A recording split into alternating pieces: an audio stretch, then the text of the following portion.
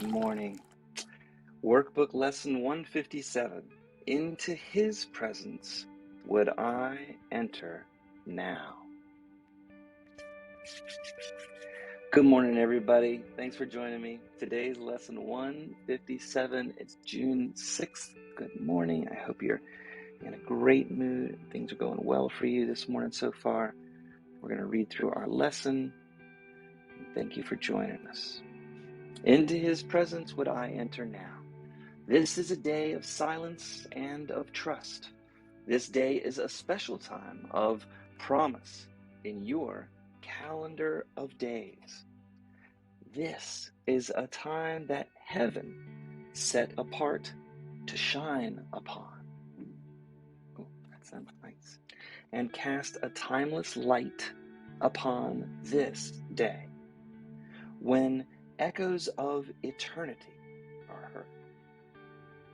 This day is holy, for this day ushers in a new experience, a different kind of feeling and awareness. You have spent long days and nights in celebrating death.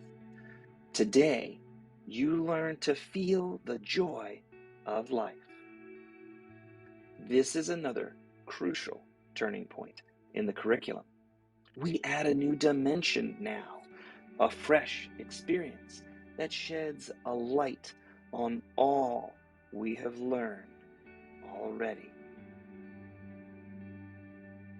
My dad, he would have loved that sentence. And prepares us for what we have yet to learn. All right, so that sentence was, we add a new dimension now, a fresh experience that sheds a light on all we've learned already and prepares us for what we have yet to learn. This day brings us to the door where learning ceases, and we catch a glimpse of what lies past the highest reaches that learning can possibly attain. This day leaves us here an instant, and we go beyond the door where learning ceases, sure of our direction and our only goal. Today, it will be given you to feel a touch of heaven, though you will return to the paths of learning. Yet you've come far enough along the way to alter time sufficiently to rise above time's laws and walk into eternity a while. This you will learn to do increasingly as every lesson, faithfully rehearsed, brings you more swiftly to this holy place and leaves you for a moment to your higher self. The Holy Spirit will direct your practicing today, for what you ask for now is what the Holy Spirit wills, and having joined your will with the Holy Spirit this day, what you are asking must be given you. Nothing is needed but today's idea that into God's presence I would enter now, to light your mind and let your mind rest in still anticipation and in quiet joy, wherein you quickly leave the ego's world behind. From this day forth, your ministry takes on a genuine devotion and a glow that travels from your fingertips to those you touch.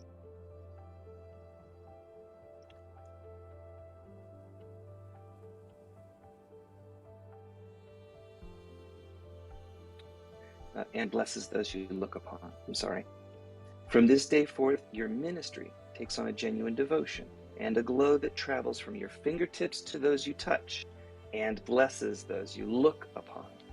A vision reaches everyone you meet and everyone you think of or who thinks of you.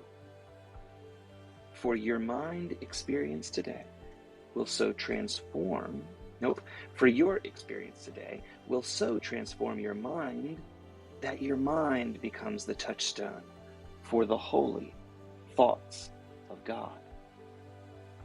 Your body will be sanctified today.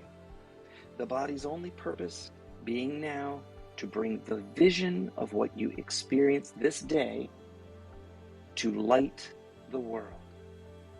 We cannot give experience like this of being in God's presence directly.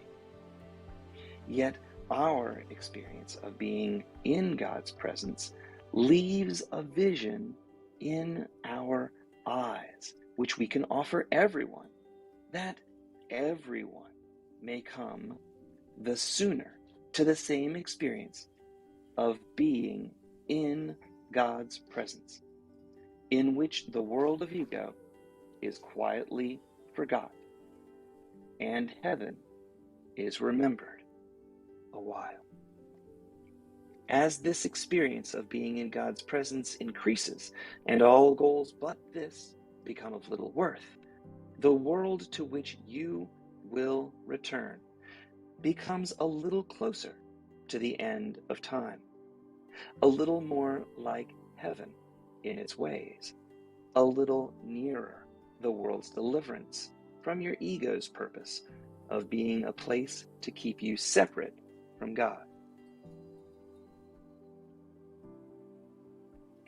And you who bring the world light will come to see the light more sure, the vision of Christ more distinct. The time will come when you will not return in the same form which you now appear, for you will have no need of the body's form. Yet now the body has a purpose, and the body will serve its purpose well. Today, we will embark upon a holy course you have not dreamed of. But the Holy One, the Holy Spirit, the giver of the happy dreams of life, translator of perception into truth, the holy guide to heaven, given you, has dreamed for you this journey which you make and start today, with the experience this day holds out to you to be your own. Into Christ's presence we will enter now, serenely unaware of everything except Christ's shining face and perfect love. The vision of Christ's face will stay with you, but there will be an instant which transcends all vision, even this, the holiest vision of Christ. This you will never teach, for you attained the vision of Christ not through learning, yet the vision of Christ speaks of your remembrance of what you knew that instant, and will surely know again. And that is the reading of the day. I think we've got just about everything lined up for me to finish this reading, and then I'm going to jump on the road and take the kids to school. Everything else is going automatically, so Adriana, you should be all set here. And can you hear me? I can still hear you, Tom. Okay, Doing I'm well. going to mute myself then. Okay, thank you so much for checking. I appreciate that.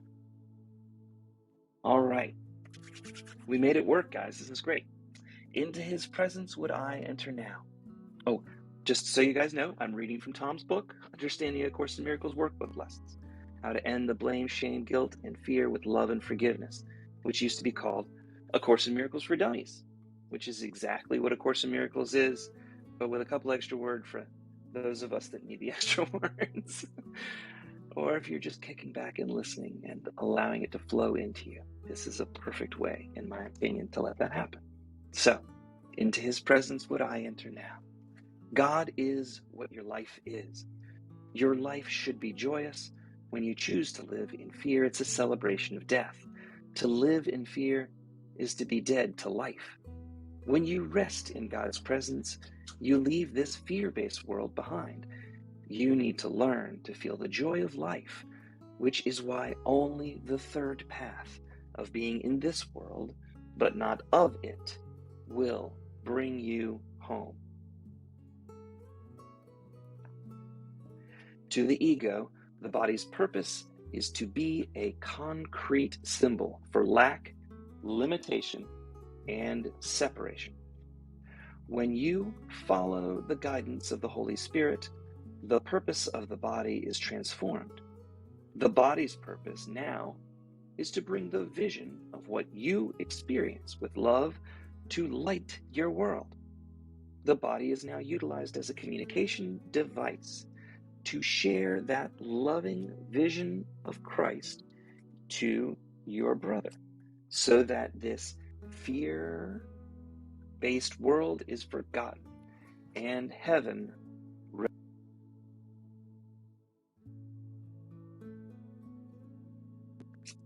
that's heaven remembered. The body can be utilized to assist others in joining with you in that vision and reframing the experience in a different light.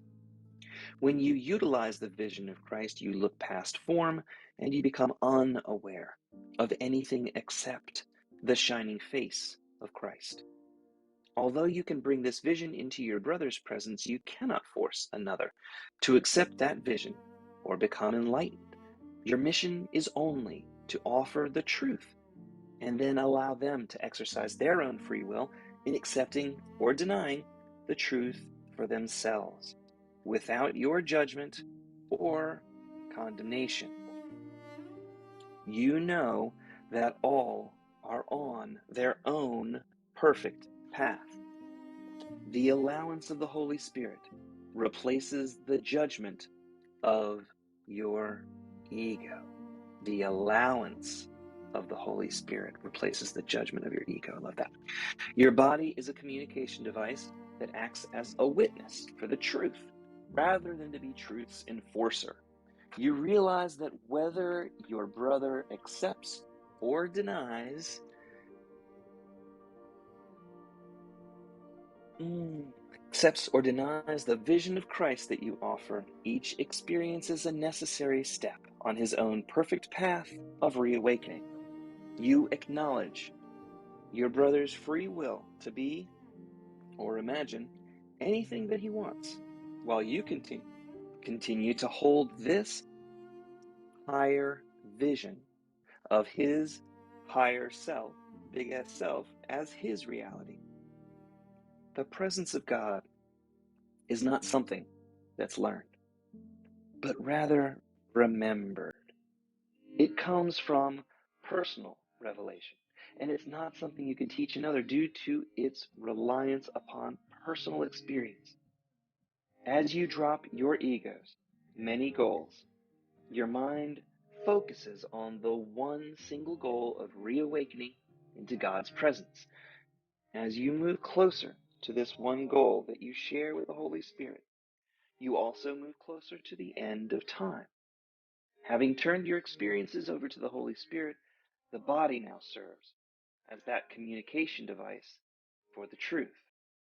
More time is spent experiencing the higher state of joining with God and being aware of your big S self.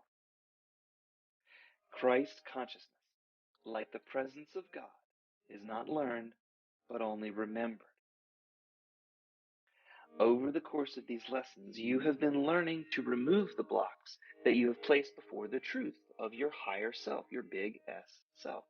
You're now on that path of remembrance and have no desire to turn back. Your ego's fearful world of sin, guilt, and fear holds no appeal to you, except for the fact that it can be utilized to help reawaken sleeping minds to the truth. Into God's presence will you enter now, unaware of anything except Christ's shining face and God's perfect love. And there are two questions here. Why can't you just force or impose your will upon another so they can more quickly accept the truth that they too are the Christ? That's one of them. And the other one is, isn't it in everybody's best interest that you fix their erroneous thinking right away? And Tom, if you wouldn't mind leading us in a little bit of a meditation around this, I'd appreciate that. I'll be off Okay. to the race. hopefully you should be able to hear me, correct? I can hear you. Oh, okay. All right, good. So, Yes, we can all what hear you. Good. this lesson says is that uh, what, uh, into the presence would I enter now? Uh, Quantum physicists are telling us that there's a lot of different dimensions out there, and some of these dimensions we're not necessarily privy to. Physicality is the dimension of time and space. What we live in is not the world of physicality, but the world of perception. And perception is the dimension of time, space, up, down, depth, and time. And what differs from physicality and perception is that it has an additional dimension that we add, and that's the What? dimension of beliefs. So we No, I'm not at all. layer on our beliefs over physicality, and that becomes our provisional reality, the world that we perceive. Quantum physicists with string theory and have determined that there's at least 11 dimensions. I think M theory maybe is What? now postulating a 12th dimension. But what we're going to do Okay. today is enter the presence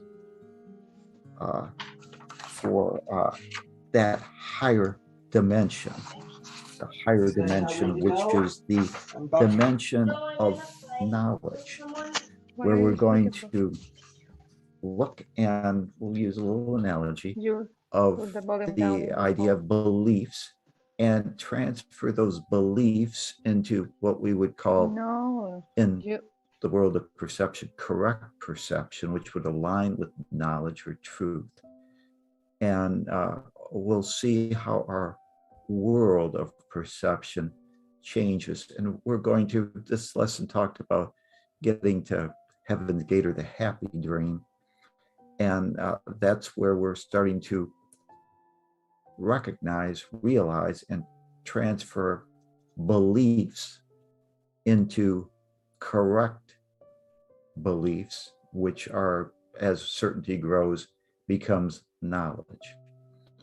So with that overview, what I'd like you to do today for our little meditation is to pick somebody that you've got a relationship with.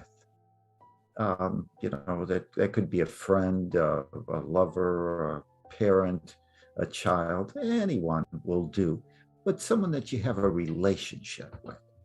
And let's just take a little journey in the world of perception and the world of knowledge and see how those worlds come together and come apart. Now, what I'd like you to do is to focus on your breath and become aware of your breath and that it's taken energy, life force. And just breathe in that life force, that energy, and realize that that is light. And as you breathe in and out, notice that light is all there really is. And that the idea that we're a body is basically a belief. We placed our attention on the body, and now we run some life force energy through it, and it seems to be somewhat animated and real.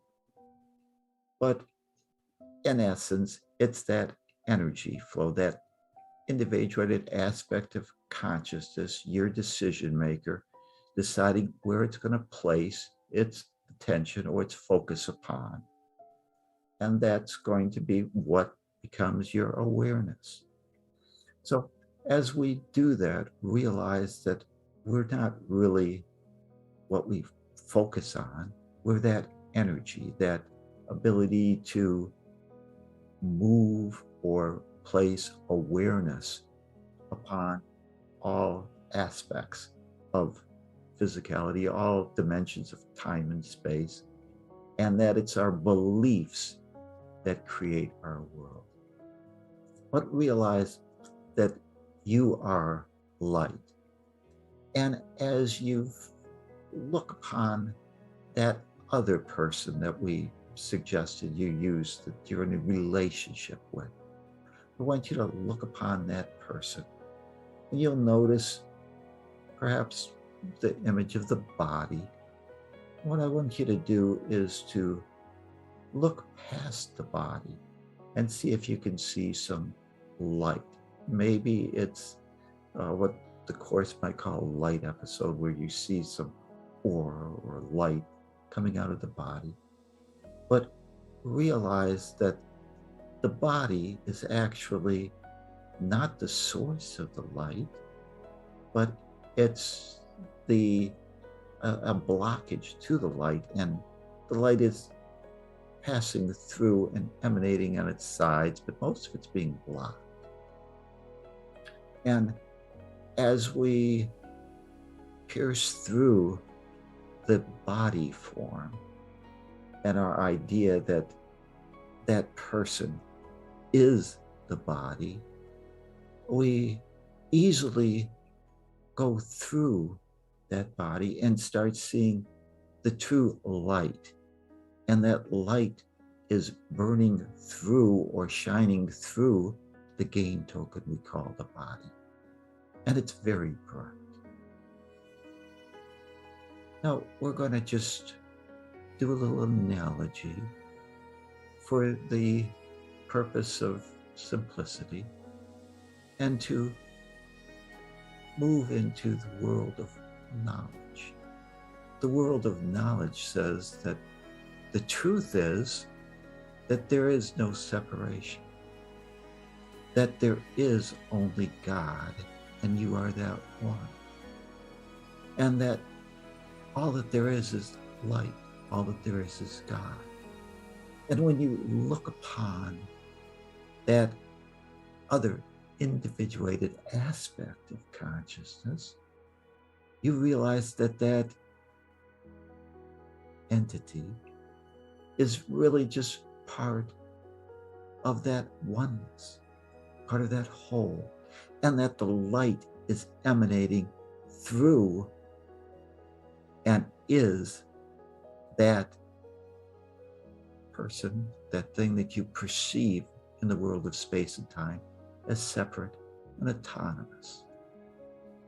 And as you look in the world of knowledge, you see that that's like a shimmering diamond, just shimmering, shining, beautiful.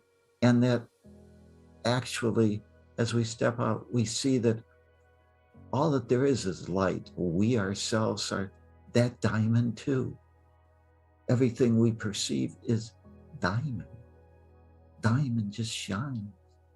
God is, and you are that one. And although we can pretend that we're a separate aspect or a facet of that diamond, we're all part of that one stone, that one diamond, polished, multifaceted, shining, shimmering, beautiful, unconditional love, just emanating out, lighting our world. And that's the truth. That's the reality. And that is knowledge, the truth, no question, no doubt, certainty that you are that one self, God's beloved child, that there is no separation. God is, and you are that one. But now, as an individuated aspect of consciousness, you want to be and demonstrate the various aspects of being unconditional love. And to demonstrate that, to demonstrate and be perhaps charitable, to be helpful, to be able to give your love, to let that love pour out. We need to enter into the illusion, the lower dimensions of physicality, of separation. And as we decide that we want to play on the game board of time and space, the world of perception, which is a world of our beliefs, we're going to take that diamond and we're going to, let's just pretend, we're going to spray it with a sticky, translucent fluid. It's very sticky, but the light still shines bright, illuminating everything, so that this diamond with that stickiness is really, if we looked at it, we might even consider it the Christ consciousness, the truth of what we are, individuated aspects of the one self, shining forth, being love. And that's what this relationship that you have with this other person is, just an individuated aspect, a facet of that diamond, that one self. And as we look upon that other person and they appear to take some autonomous, separate form, we still see the light shining out, bright, because that is the truth. And now what we do is we enter into the world of perception, the world of our beliefs. And as we look upon our brethren, that person that we've got the relationship with, and we see that Christ consciousness, that shining light, what we choose to do is to come up with some limiting belief. And we project out and say, oh, I wonder if that person really is Christ consciousness. Maybe they're separate. Maybe they're somehow limited. And we project out that limiting belief. And as we look upon that child of Christ consciousness, we start noticing that now that limiting belief is somehow stuck on the surface of the diamond. And that the light that is the truth of what that entity is now a little clouded. It's clouded by our misperception, our limiting belief that we've projected out upon that person, that relationship. And we realize that it's our limiting belief that has caused that light to grow dimmer. But we don't realize that it's from ourselves. We write an ego for everything and everyone we've come in contact with. And now we've chosen to place the belief upon that diamond, that they are the body and that the body is them. And that sticks. And what we perceive is our own egoic illusion on that shimmering diamond. Whether they accept that illusion for themselves and slip into your world of fear and separation, that's their decision. Their light shines forth within. But if they choose to accept that limiting belief as their own, their light will also appear to grow dimmer. And as we continue to place limiting beliefs that maybe that person in that relationship didn't fulfill our needs, or maybe was not perfect, whole, and complete, that had some inability, that maybe couldn't perform to our standard, and that we believed that maybe they were a procrastinator. And we threw out that limiting belief on their diamond, and it stuck, and it clouded it more and more. And as we throw forth our limiting beliefs, our sin, guilt, beliefs in blame, shame, fear, that they or us could be something other than that shimmering diamond, that light within appears to grow dimmer because of the gunk, the crap that we have chose to project upon them. And since the law of God is that what you give is what you receive, as we give limitation to our relationships, we get limitation back. And our light that was shimmering, that lit everything, also appears to grow dimmer.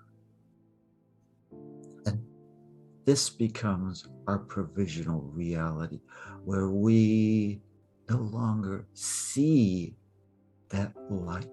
Perhaps we've thrown so many limiting beliefs, and perhaps that other entity has accepted those limiting beliefs so much that all that we perceive now is the body. We can't even see the aura of their light shining out. And perhaps that's how we perceive ourselves too. But today, we're going to move out of those limiting beliefs, realizing that we have the ability as decision maker to change those beliefs into the presence. Would I enter now into the reality of truth? And as we do that, we start realizing the truth that they are not the body. They're free. They're still as God created them, perfect, whole, and complete, part of the oneness of all that is. And there's nothing that could cause or change that true reality unless we or they choose to allow it. Nothing can rob us of our own inner peace unless we choose to place some limiting belief upon it, where we refuse to accept the truth of what we really are. And as we come to that realization and we see that relationship, and we now see that our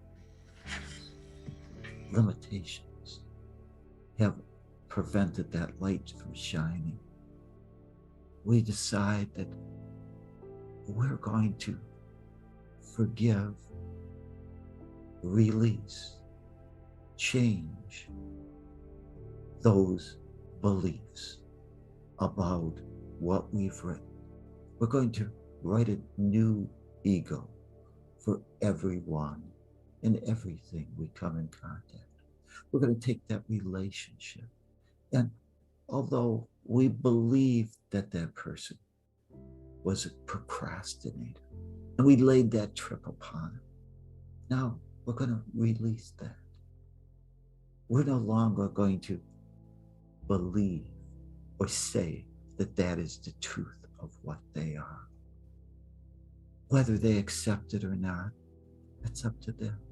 But as we do that and we release that limiting belief, what we find is that gunk seems to be released. And now we start seeing the Christ, that consciousness, start to emanate back out. And as we continue to remove our limiting beliefs, that they could have harmed us, that they failed to fulfill our needs, that they had hurt us in some way, as we release those beliefs and realize that we are all willing volunteers coming here to learn and demonstrate and reawaken to the truth. As we do that, we start seeing the craft that we've placed upon the Christ in them start dissipating, and their light becomes brighter and brighter and brighter. And we start seeing the truth. They are part of that one self. That light, that diamond has always been there. It's been our beliefs that have prevented us from recognizing that, from realizing that. And as we forgive them of all the crap that we tried to place upon them and believe that they, an actor, mistaking the role that they played for the truth of what they are, their Christ consciousness, we see that light shining. And since to give is to receive, our own light becomes brighter. And the only thing that prevents our light from shining fully out and lighting our world is the limitations, the belief that we were a sinner, that we weren't entitled to the truth, that we needed to do penance, that we had to do something special to earn our birthright back.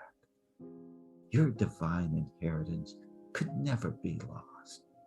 It was our limiting beliefs, our slipping into fear, that created the illusion, the gunk, the crap that we put upon our life.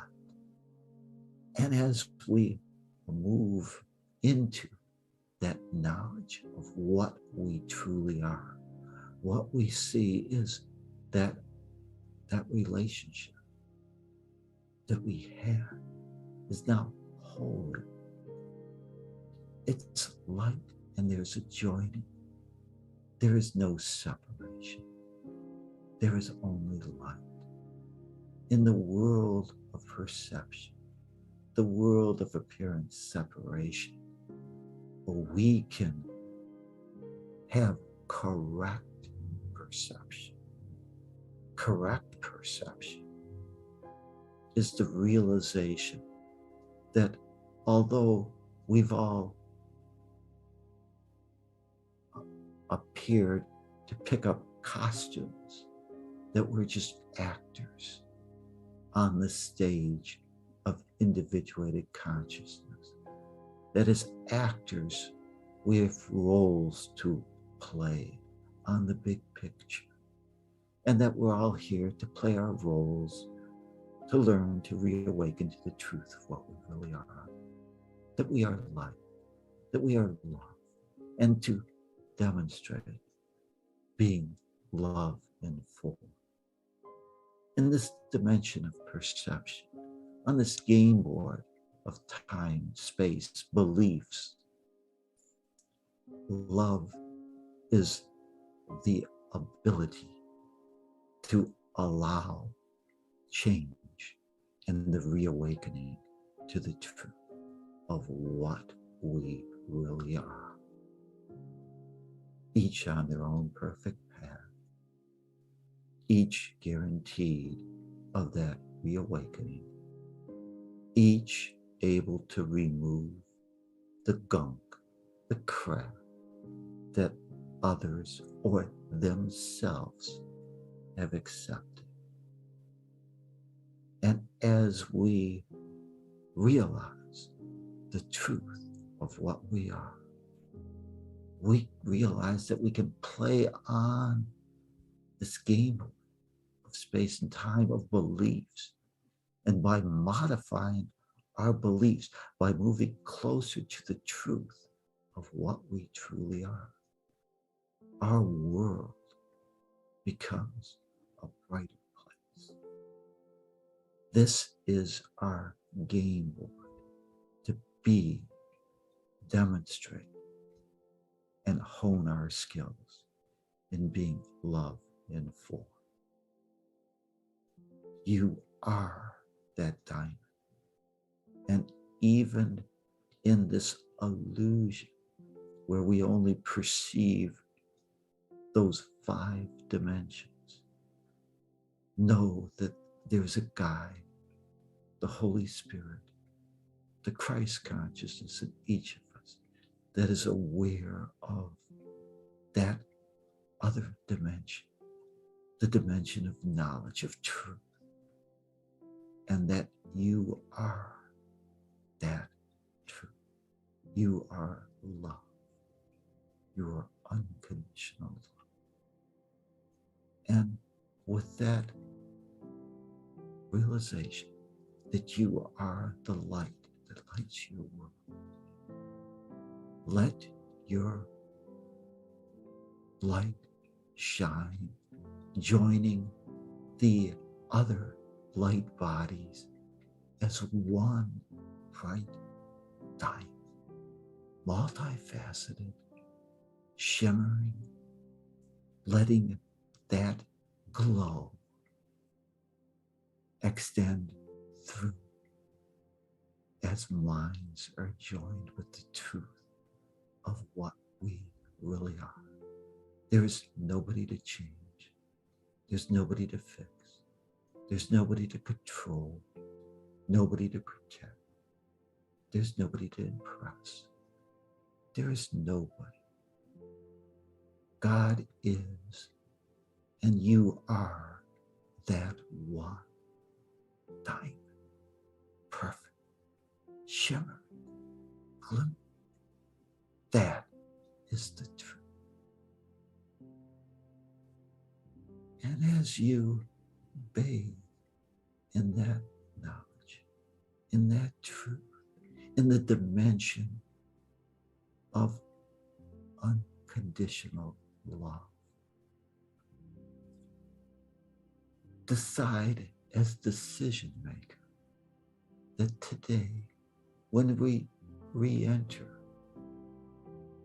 the world of perception, we choose to remember the truth of what we really are. And you will not mistake that body, that person, that relationship for their true Christ consciousness. You will realize that we have assumed roles to play so that we can hone our skills and demonstrate and reawaken to the truth. And on that higher level, all minds are joined. We are light. Pause for a moment and just let your light shine, and let your brothers and sisters, that relationship, let that light shine as one. For that is the reality. We are all willing volunteers, no victims, no victimizers, all working together, reawakening to the truth. You are God's beloved child, no separation, an indivisible part of that one self. And as you let that light shine, what I want you to do is to now let's leave temporarily this dimension of knowledge, but bring that remembrance back with us into our world of perception, so that this world of perception will no longer have all the crap, all the limiting beliefs that we've imposed upon ourselves and our brothers and sisters and our society and the world of physical form. And as we move back and place our awareness on the world of perception, the world of physicality, become aware of the body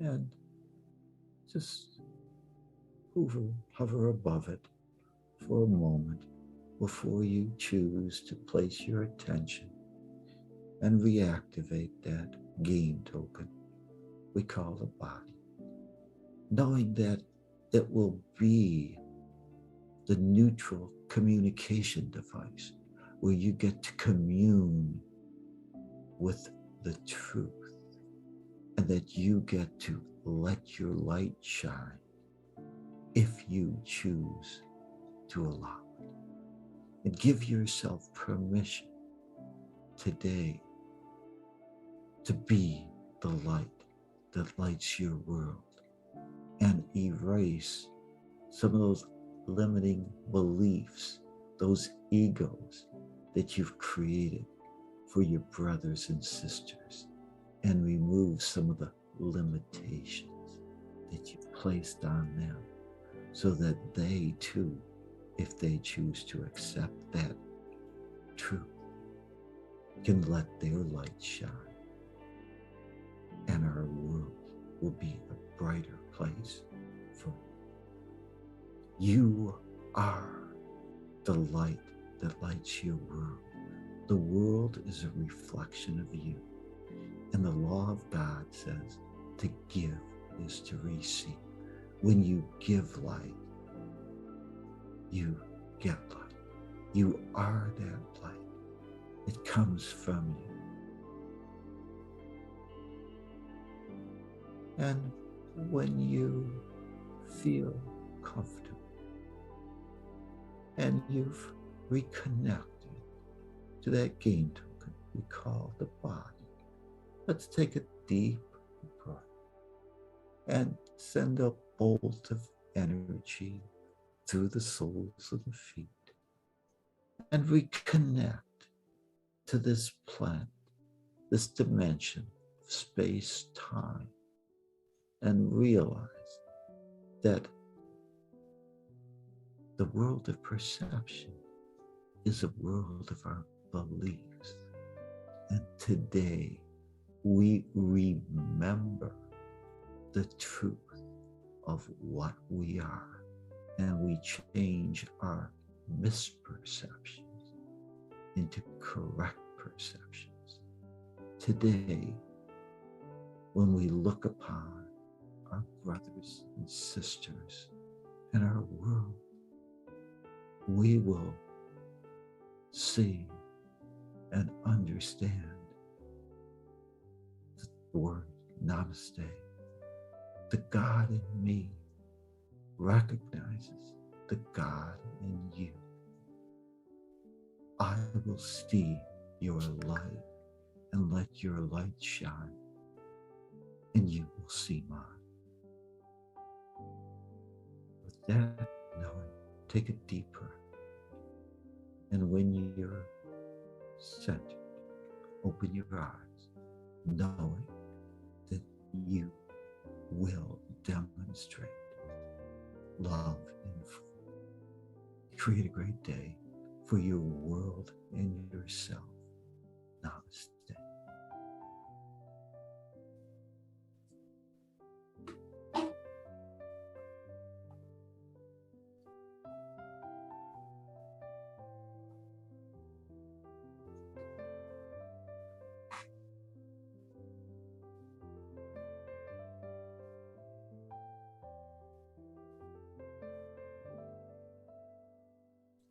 Well, that I was can wonderful. hear you Thank you right so much. now. I haven't muted, but I can't really see who's on Clubhouse. So, but I And can hear you fine. Tom won't be able to hear it. So, Adriana, you're going to have to help him know whether or not he finished or not and stuff. Please. Thank you. Adriana has the ability to talk to Tom through I can Zoom. hear you fine. I can't see who's on Clubhouse, but I can hear did you you fine. said I'm on something Zoom. right now? So Okay. I don't know who wants to maybe speak, but certainly I will be more than happy to mute myself. Yes, I can hear you fine.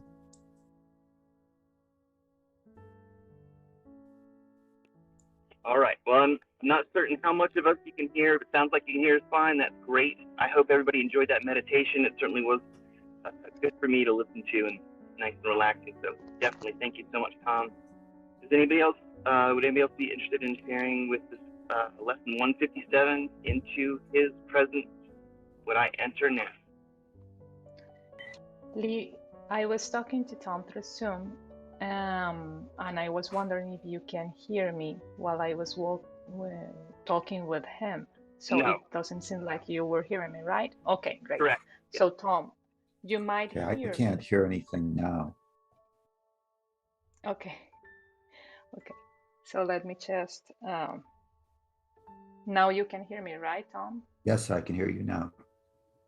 Okay, so I'm talking through Clubhouse too. So I can hear you, everybody can hear you, but you can't hear everybody else. So Leo was trying just to do the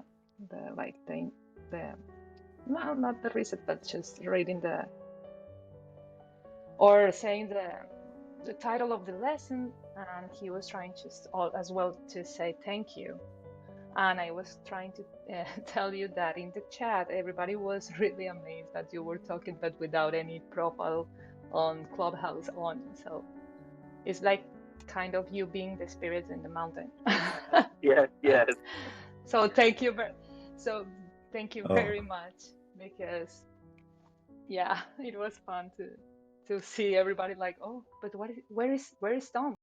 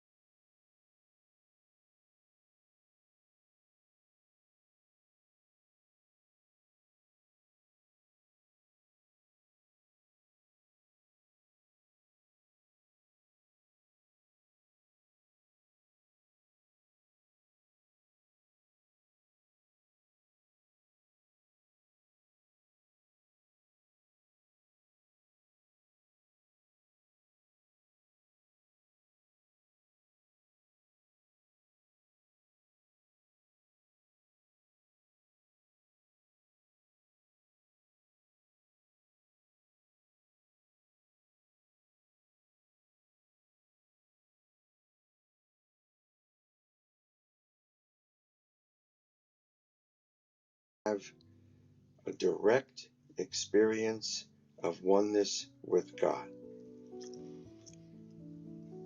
This is what the early part of the text calls revelation, and what is commonly called mystical experience. Some people call it a spiritual experience. It is something that can't be explained, and it's something that just happens. It is an experience we have. It can come in a flash, it can come in a moment, which is more than a flash, at least two flashes for a moment. Maybe it's the other way around. But it's something that every one of us is entitled to. Every single one of us that is a child of God is entitled to experience this oneness with God. And while it may sound exalted, it may sound holy cow kind of stuff, it's something that is ultimately more natural than life itself, because it is even bigger than that. That is what we are. We are that experience. We are that element, let's use that word for a moment, that can experience that oneness with God. Every single person. And when we read through this, the first time, the second time, these kinds of lessons, we can not really understand the importance of these kinds of statements that the book makes, and we can miss them. I did.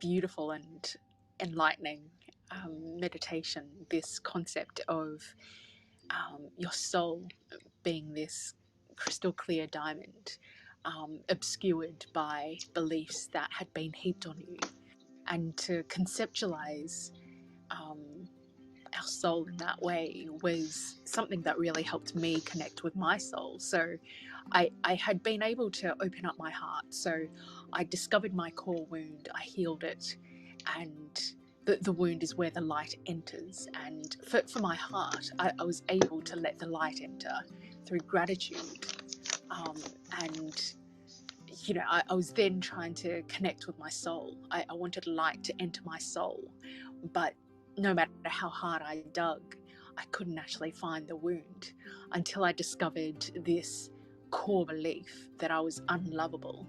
And I realized that these beliefs about how unlovable I was built over a lifetime of being insulted and criticized and rejected and hurt by people who either loved or didn't love me or were indifferent to me. And just clearing away all of that noise allowed this divine light to come through from my soul.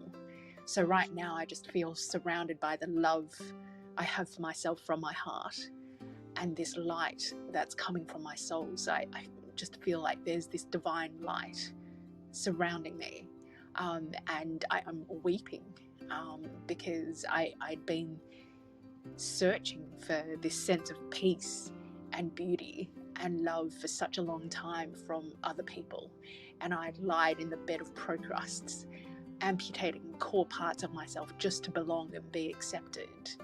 And now I realize that I have always been loved as my whole self, and it is completely uplifting to clear away all of that gunk, and allow the light within my soul to shine through and reclaim my true self. So thank you very much. Well, Linda, that makes me think, there's a little hand that a person who wants to come up on the stage, they can wave the one hand. And I wish they had an icon for a hug, because I'd love to give you a hug for what you just said. It was beautiful, and it was honest, and it was historical for you, in the way you put it, and you explained how it came to you, which is a wonderful gift to anyone else who may be struggling with any of those kinds of impediments that have simply kept us from realizing how truly incredible each and every one of us is. Sean, what's happening? Andy, who's first? I'm just going to say good morning to everybody. Okay. Hi, Sean. Oh, I want to just say, it keeps coming to me, and I don't even know if this is part of the Bible, but I keep hearing, wherever I am, you are. It's probably wherever I am always with you. Well, those things. But for some reason, I keep hearing, wherever I am, you are. And every day I do this like little ritual that I have, which is I put my hand at my solar plexus in my heart, and I feel really connected there. It doesn't feel, it feels like when I do that, it's like connected to being one again. And maybe I shouldn't do it every day. Maybe I should just trust in it. But it seems to be like if well, I'm not always feeling, but I'm always reminding myself, because I actually have a reminder on my phone to put my hand to my heart, because it feels amazing. There's like a really awesome connection. But in a way, maybe I shouldn't be doing that, because it's kind of like saying you're not connected unless you do that.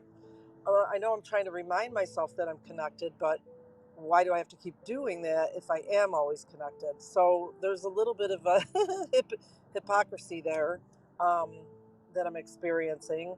At the same time, it also reminds me that, why is it when I do that, do I feel a full circuit of connection to the highest power, as to my little self, or so-called little s, is connected to the large S, or something like that.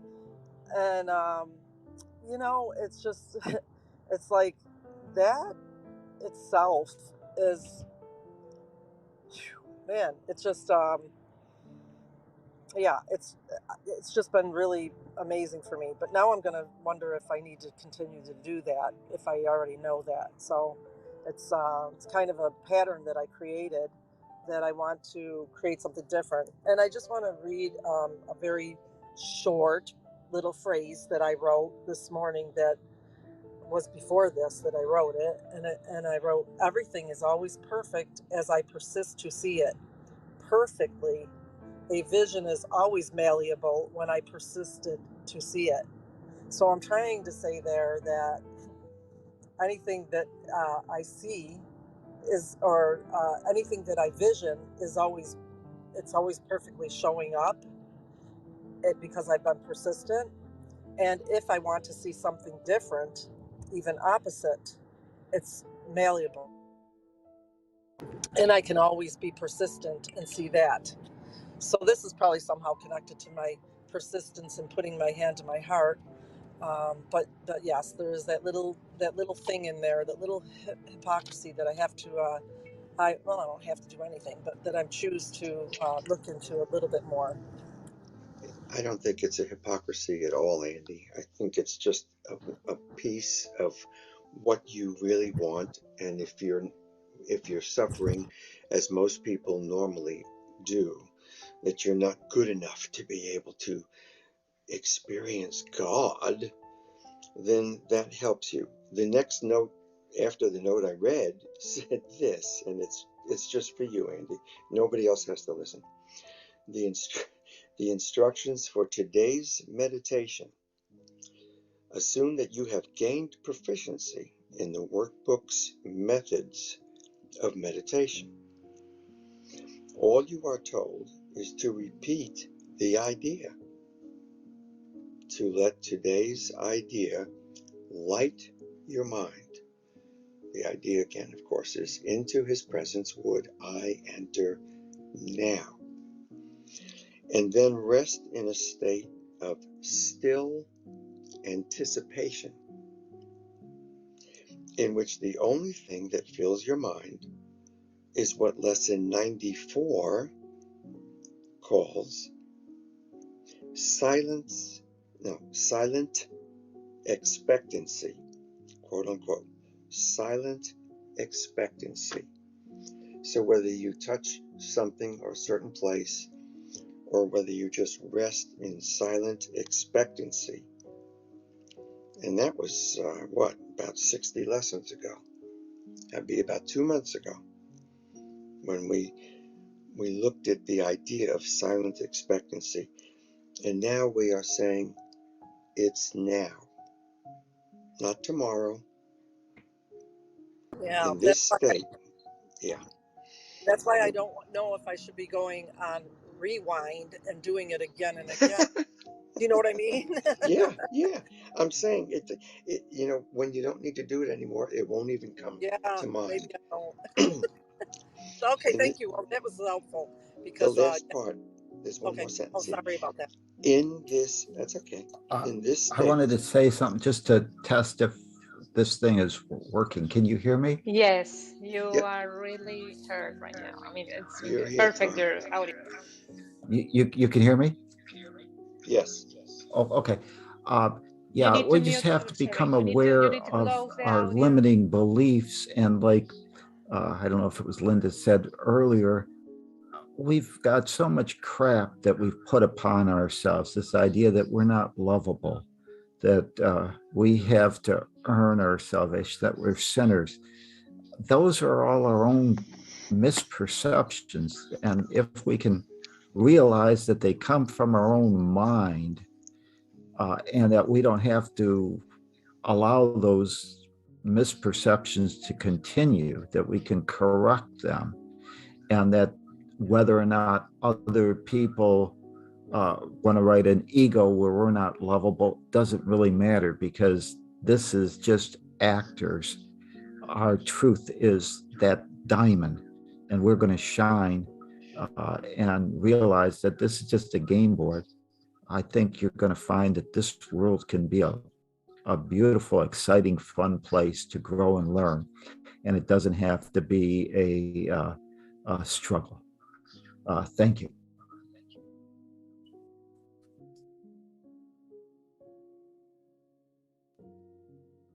Okay, Tom, I could hear you completely well, but you need to close the Zoom audio in your computer, I guess. And Bob, you were trying to finish something from your reading? Yeah, Can you Bob, see? I'd like to hear the completion of that. Yeah. Okay. The last sentence says, in this state, and that is a state of silent expectancy, in this state, be open to receiving more specific direction from your true self. And then in parentheses, it says, in quotes, he will direct your practicing, end quote, end parentheses. So to me, Andy, that says we expect and we enter into his presence, and from now on, he will direct our practices, our practicing, and what we do. Up until now, I know I can clearly remember, and it's still true to a great degree, that I'm not sure who's talking through me. Was that my ego that jumped at somebody, or was it the Holy Spirit guiding me? Eventually, and all I can say at this point, my experience is more and more. And by now, for me at least, I would say, without, this is not about boasting or anything like that. It's to give everyone, hopefully, a sense of expectancy that he will direct your practicing. He will tell you whether, sometimes it'll just be an instinct. No, I don't need to say that. Well, I really ought to say this, so I'm going to say it. You don't have to repeat that part. All you have to do is know that you're now comfortable in doing things, because the Comforter, the Holy Spirit, which Jesus said he would send the Comforter back in the Bible, the Comforter is going to give you and suggest to you how to proceed in a particular moment that may have appeared up till then complicated, or you're just not sure which way to go. It'll be a comforting, a comfortable solution. Oh, I can do that. And you don't have to, the habits that you've built up to try and make sure that you at least touch base with God every morning for at least a few minutes. Now it becomes all day. It becomes your life. It is a comfortable life then, because the thoughts that you are entertaining in your mind are, for the most part, the Holy Spirit's thoughts. The actual speaking of God to you through his messenger, if it's uncomfortable to think of it that way. I don't wake up, or I don't stop in the middle of a business meeting and say, God just told me that so-and-so is not so-and-so, and this is what we have to do from now on. I would never say that. And there are many people on TV who will say that. The problem is that they're talking to people who have so many different ideas about what that God is, that it doesn't say anything but add confusion for the most part. But if you know inside yourself that you are being guided in a comfortable path, then you have come into his presence as we read this lesson. Must be why I kept hearing him say, or someone, I kept hearing the words, where you are, or where I am, you are. So it's not just where you are, I am. It's where, you know what I mean? Like, so it really felt like a connection. Um, yeah, for sure. I felt like I was guided. Yeah, I'm, thank you very much, Bob. That was great. Great confirmation.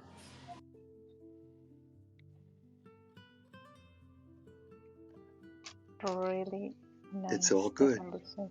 Yeah, it's all good. It's all good. I have this impulse to read a little bit.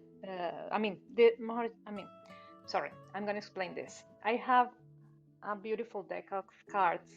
It's just cards that has some parables from Osho, that it's a guru. contemporary guru that has already died, but it is one of the most recent gurus. And I asked this morning to pull one card, and it was a beautiful card, in fact, and I found the Devotion. translation because my cards are Wonderful. yeah, devotion. Exactly. And I found the translation, and it has so much to do with all that you're talking about. And it goes, if you don't mind, I can read it. It's short, really. I love So this one. This is a the part. great one. This is what? I love this one. This is a great one. I'd love to hear it. Okay. The parable is called Devotion, Mera's Temple Dance. So, Jesus said, God is love. If it had been written by a woman, she would have written, love is God. God must be secondary. It is a mental hypothesis, but love is a reality throbbing in every heart. We have seen people like Mera, but only very courageous women could manage to come out of the repressive social system. She could manage because she was a queen, although her own family tried to kill her because she was dancing on the street singing songs. The family could not tolerate it, particularly in India and in Rajasthan. Well, I'm sorry for that, not so well. The woman is very much repressed. And a woman of the beauty of Mera dancing in the streets singing songs of joy is really not that well received. There was a temple in Vrindavan where Krishna has resided. In his memory, a great temple was made, and in that temple, no woman was allowed to enter. Women were allowed only on the outside to touch the steps of the temple. They were never saw the statue of Krishna inside because the priest was very adamant. When Mera came, the priest was afraid that she would enter the temple. Two men with swords, naked swords, were placed before the gate to prevent Mera from coming in.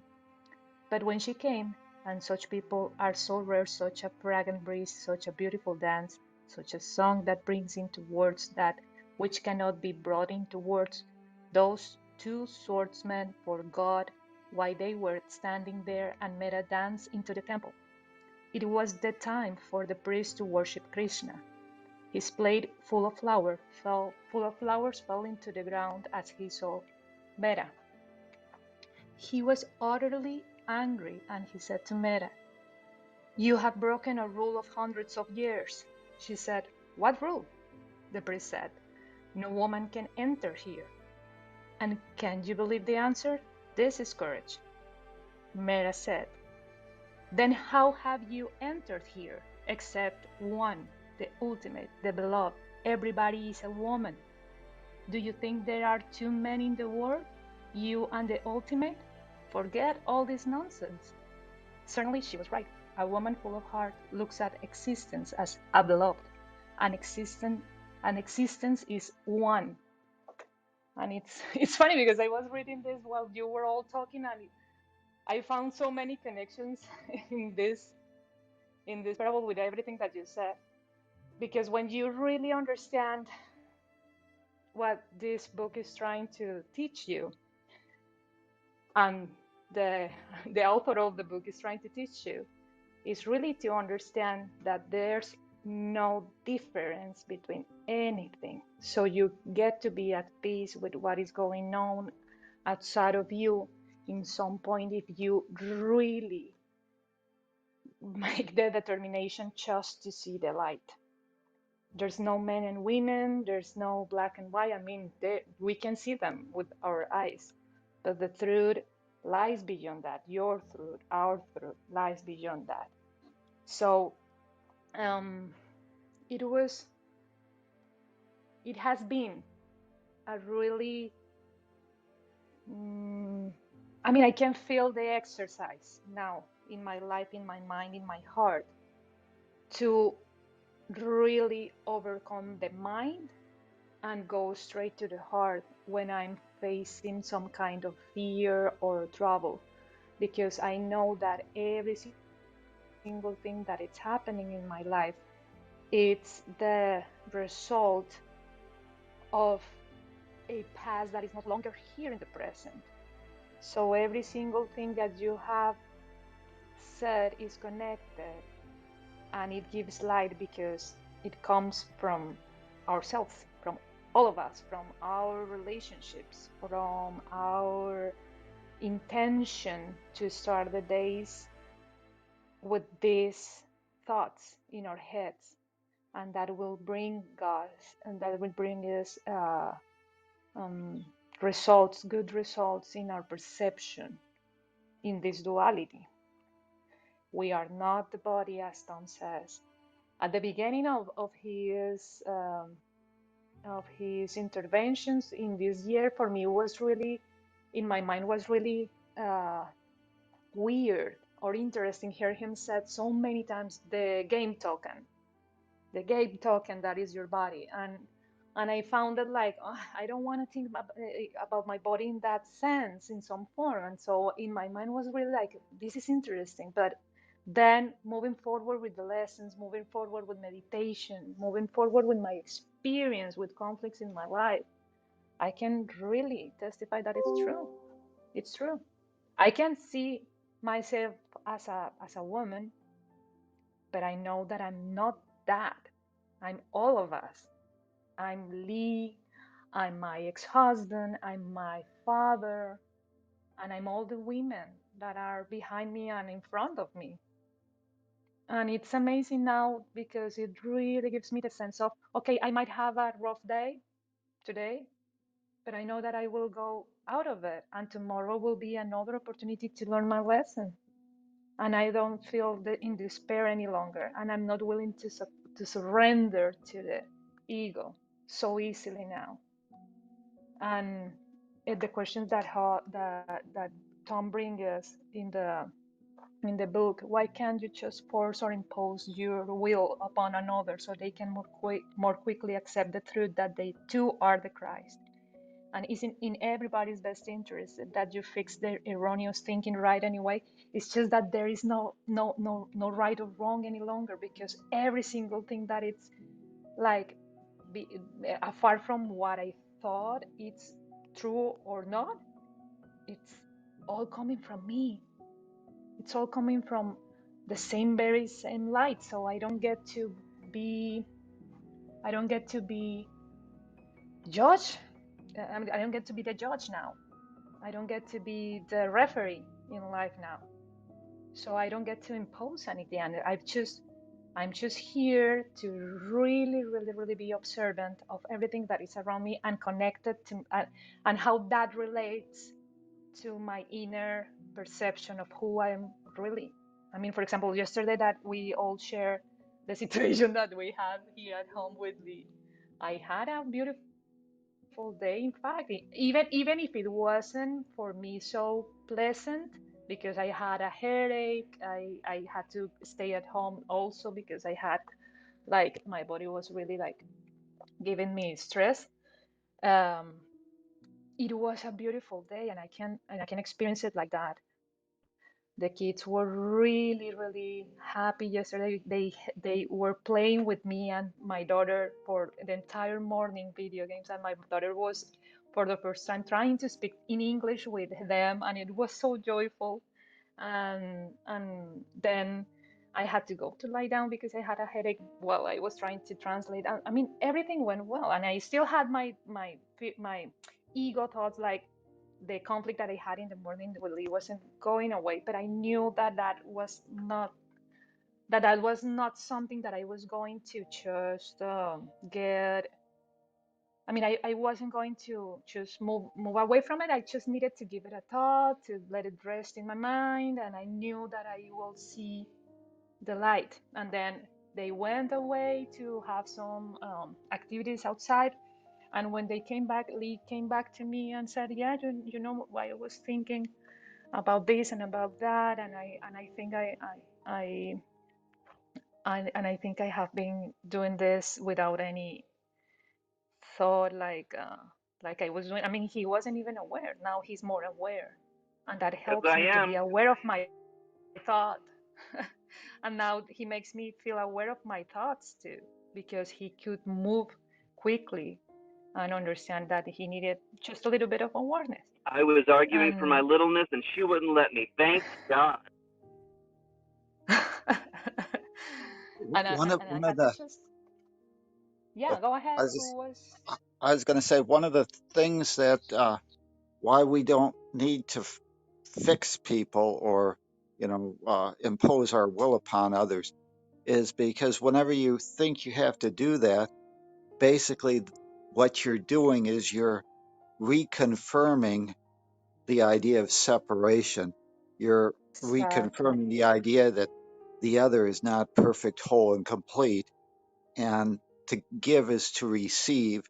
When you give that out, that's what you get. So even though you're thinking that you're superior, uh, you end up realizing that if you can force someone else to uh, accept your will, there's probably somebody else that can do that to you. So it's disempowering to everybody. You got to appreciate everybody on their own perfect path, realize that they have within themselves that diamond, that light. And all that you have to do is hold out that higher vision. And when they're willing to accept it, they will. That's why Jesus said, if you want to be like me, knowing that we are the same, I will help you. If you want to be different, if you want to argue for your limitations, I will wait until you change your mind. So that's Yes. why we don't Exactly. want to do that. Thank you. Exactly. And my You know, discomfort yesterday in that is because I have that. I mean, when he expressed those things, for me it was annoying because I am that. I mean, he's showing me the content of my mind that I haven't been able to just let go. So he needed to show me that I was feeling some for those same littleness in order for me just to really make a statement for myself. In fact, it wasn't to try to change him. It was, no, this is not you. It is really like funny in a way because if you look it from outside and you see these two people in this kind of conflict, it might look like I'm trying to force him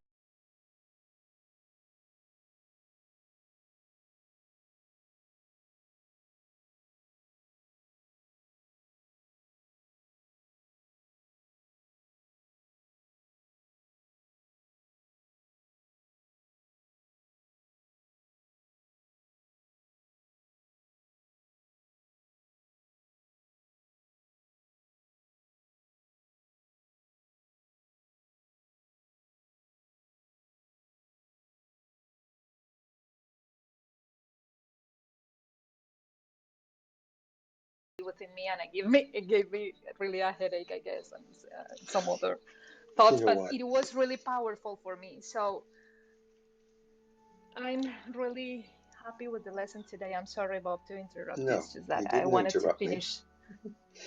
I was Uh-huh. interrupting you, actually. So But um, in his presence, how is the title? It's uh, funny, the title. Into his presence will I enter now. now, That is the determination. Yeah, now into his presence I one am. of the things that it says, and that we've talked about before, is that this particular experience of being in the presence of God, or the presence of Jesus, or the presence of the Holy Spirit, which we have, is that it's kind of hard to explain to other people. And so we go on and on and on trying to explain it. So instead of doing that, I'm just going to read the last paragraph that Lee read earlier. This is straight from the Purple Book, so we still have pronouns.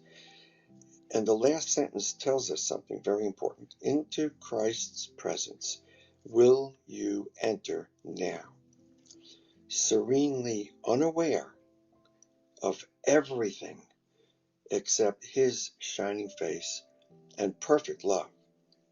The vision of his face will stay with you, but there will be an instant which transcends all vision, even this, the holiest. This you will never teach, for you attained it not through learning. Yet the vision speaks of your remembrance of what you knew that instant and will surely know again. Tom is a fabulous, fascinating, terrific teacher. And some of the things that we all have needed to learn is that we're here to learn and not to earn. That separates a lot of the junk from the rest of the stuff. But there is something even beyond learning. And that comes to us at the moment that we do enter his presence, that we have always been wanting to do, when we give up the duality. In the dualistic world that we are all here with and struggling as we try and make money and all that stuff, there's always this, we can always gravitate towards one side or the other if we know there are basically two things, earn or learn.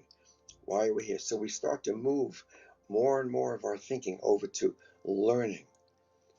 And as we do that, then we're ready and we're in a position for the last paragraph of lesson 157, that the vision speaks of our remembering or remembrance of what we knew that instant and will surely know again. Once that is there, once that's planted, many of us have seen it. It goes to everybody because it's at the essence of who we all are, and that is we're children of God, playing. That's where everything changes, and the dualism of the world starts to really go away and makes it easier for us to navigate.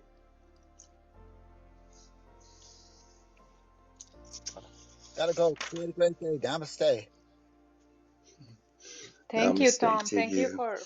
for trying so hard to connect with us and give us time to hear you and be aware of what you were trying to give us in the meditation in the way we did. Thank you very much.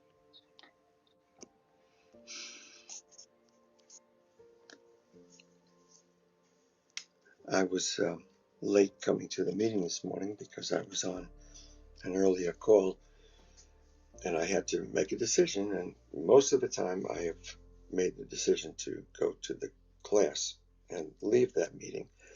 But this particular meeting had a very specific turning point and a clarity about earning and learning and some other things. I found it necessary and wise for me to stay where I did, and I'm glad I did. But I didn't miss out on this lesson one bit. I've been here before, and it has a deeper meaning this time than ever before. So I'm thankful for that.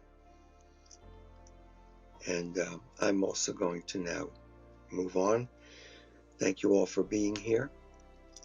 It's always wonderful. Namaste, everyone. Thank you, Bob. Thank you. And I'm going to be here for a while until Lee comes back home so he can. Right across the river, honey. I'll be there in 10 minutes.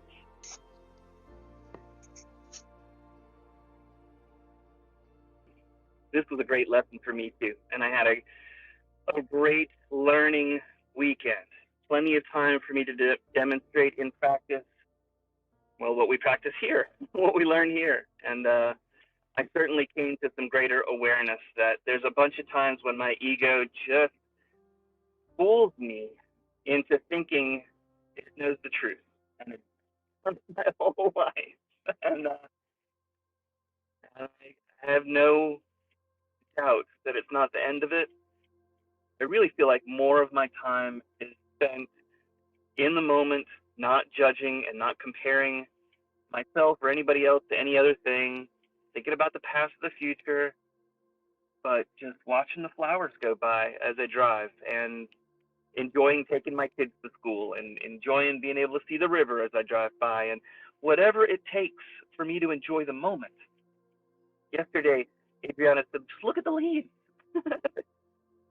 God's little solar collectors are everywhere. The multitude of leaves that surround us give you an idea of the abundance and the joy that God really wants. This is the level of abundance God offers, and we just can't imagine it most of the time as a metaphor. I certainly have had a very hard time feeling worthy, but I don't have to tell you that. Whether I'm worthy or not, God.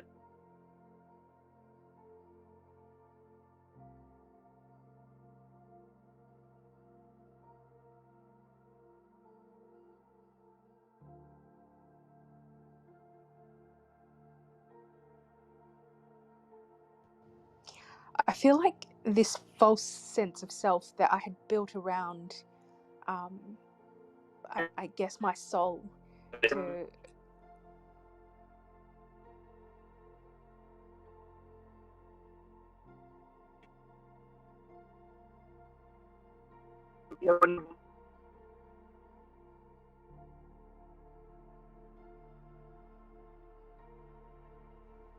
I feel like I've torn off a scab on this wound on my soul, that's revealed this core belief that I am what others think I am, that had driven so much of my behavior, where I was trying to get the approval of those who had rejected me, and in the process hurt myself. So I just dug into that wound, and it is so painful but so enlightening to realize that all these defenses that I had built around my core self-concept were defensive and now unnecessary. Because if I just give people the grace to reject me, I wouldn't actually end up in a situation where I'm hurting myself to try and get their approval. And yeah, now I feel like I'm discovering my own truth rather than trying to derive my truth from the opinion of others. And I think the soul feels like truth. And yeah, like I feel this light coming through, and it feels like truth in my soul. And it's a beautiful feeling.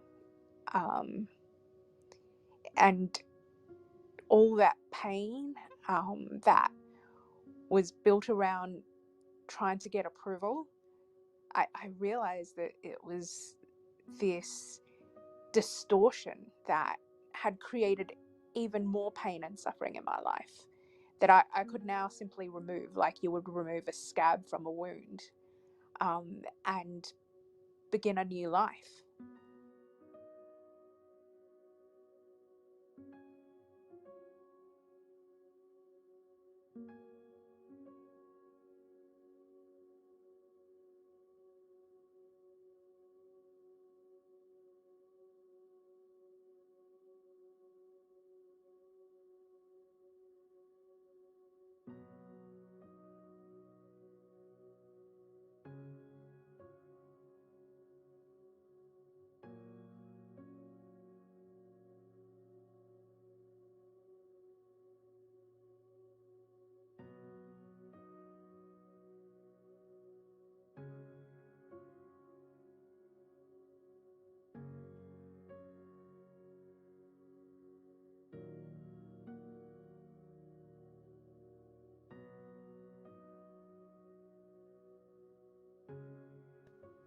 So for me, the heart feels like love and the soul feels like truth.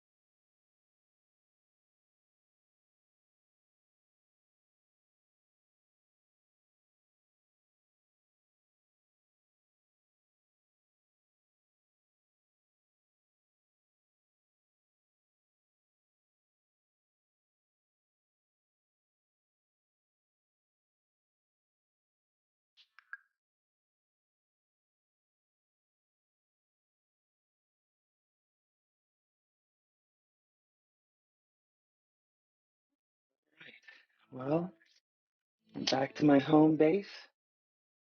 I hope everybody had a wonderful morning. Looks like there's only a few left, so I'll start shutting things down. Thank you so much for another wonderful session.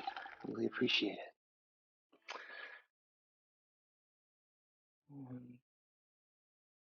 And call it a day.